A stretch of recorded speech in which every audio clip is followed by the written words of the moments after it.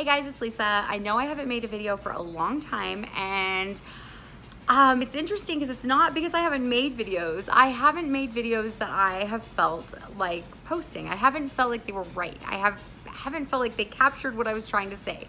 I have a feeling this video is going to be the same way, but I kind of wanted to film this because it is the night before my day one for the boot camp.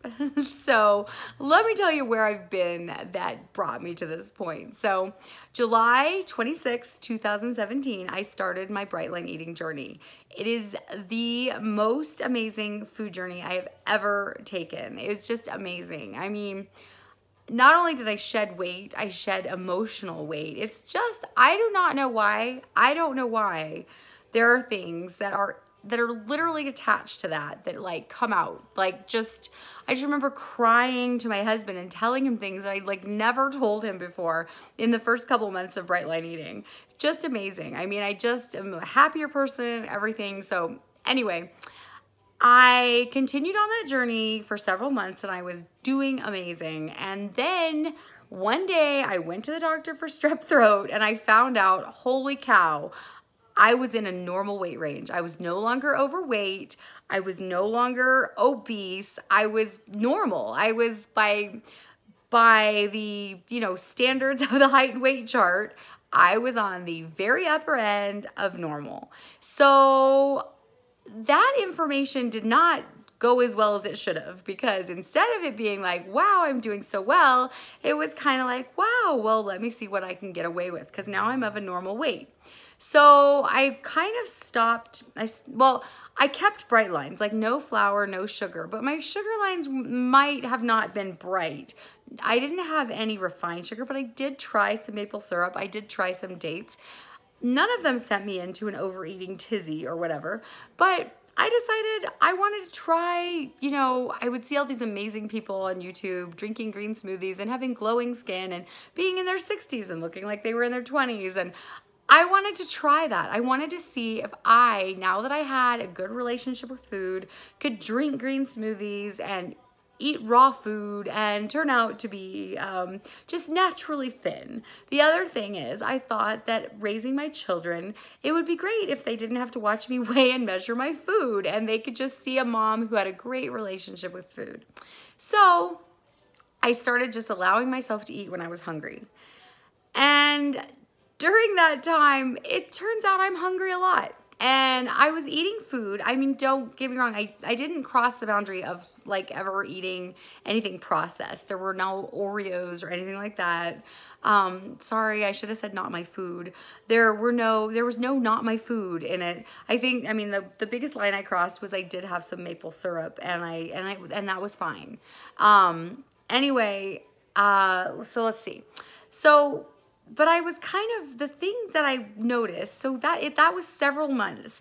The thing that I noticed is that even though I was eating healthy food, like all these like raw vegan and plant-based diets and just, eat what you want as long as it's whole foods and you'll lose weight, I am guessing that the people who wrote those books and the people who follow that, the people who made those videos are not a 10 on the susceptibility scale, because I was eating raw foods and I was eating vegan foods and I was eating whole food, plant-based, foods, and I just wasn't losing any weight. In fact, I was having to be really careful to not gain weight. And as that cycle continued, as I was trying to show my family how I could be like a normal eater because I had a great relationship with food, I didn't, because I started obsessing about food. I started obsessing. Did I eat too much? Did I eat too little? Maybe I'll skip dinner because I ate too much at lunch. I binged, and I honestly had a couple of, I don't know if I've mentioned in the past that I've had some bulimic episodes in my life. In fact, I was probably the worst when I actually met my husband. I was at my all-time, binging and purging. I would fast all day, then I would go to the store on my way home from work, and I had a very interesting job at the time, which was highly stressful and actually relied a lot on my body and how I looked. And so I would just go through that stressful job all day. I would stop at the grocery store on my way home. I would just get tons of food to meet every possible craving. And then that would be my first meal of the day, and I would purge it. And that was really probably an all-time food low for me. And then I would exercise all day. Anyway, so I found myself falling into a few binge purging sessions. And even though those binges consisted of things like whole foods, like baked potatoes or sweet potatoes, or rice, excuse me, we're getting over a little cold in this house. It was still a binge, and it was still a purge, and it was still making me food crazy. So I decided a couple times I was going to go back to weighing and measuring my food, but my mindset just wasn't there. So I decided to do the 14-day challenge again, and my mindset just wasn't there. So I finally decided. Now here's why I decided this. Number one, my food thoughts were starting to get crazy. So even though I'm still technically of a normal weight, here I am coming up July 2019, and yes, I'm of a normal weight, but I'm not at my goal. I'm coming up on 2 years, and I'm not at my goal because I goofed around and dorked around. So I decided to just so I joined the boot camp, not the boot camp, I joined the 14-day challenge again. And in the past, that's worked to kind of trigger me to get like back on track.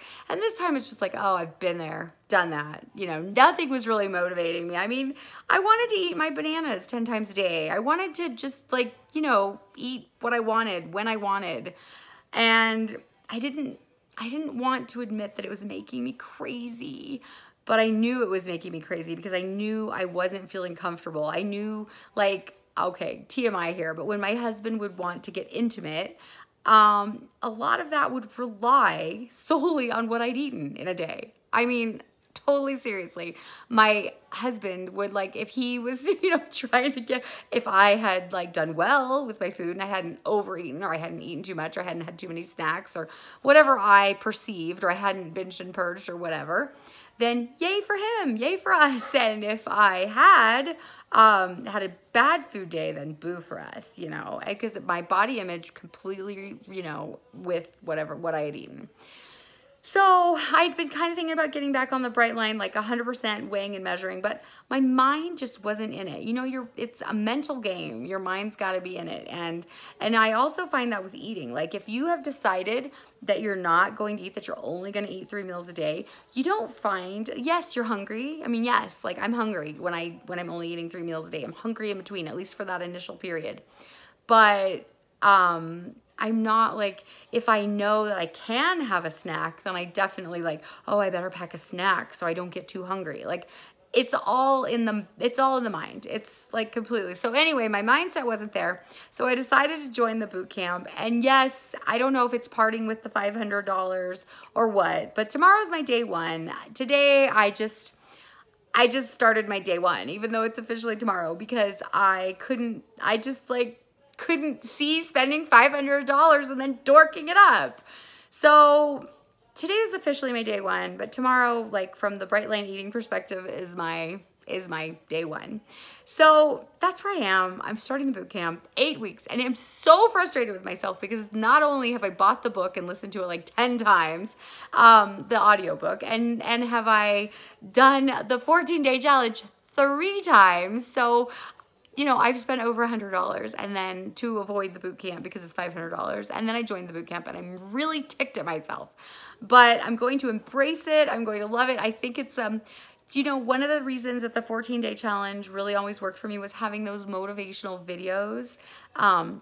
Just every day getting up and like watching one of those, it just really put my mind in the right place. And I feel like right now my mind is in a good place. We're finally moved. Our house is still under construction and we're still getting moved in, but we're finally moved and I think I'm just in a really good place. So I will keep you guys posted. I'll try to keep this short, under 10 minutes, I guess. And I will keep you guys posted. And for those of you who stuck with me, thank you. And for those of you who are new, welcome. And I'm about to be documenting my journey. So yay me, and yay you guys. Maybe we're starting together. Maybe we're in the Facebook group together. Yay.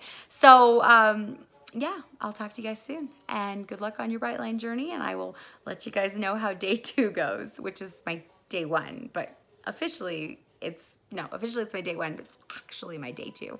Talk to you guys later.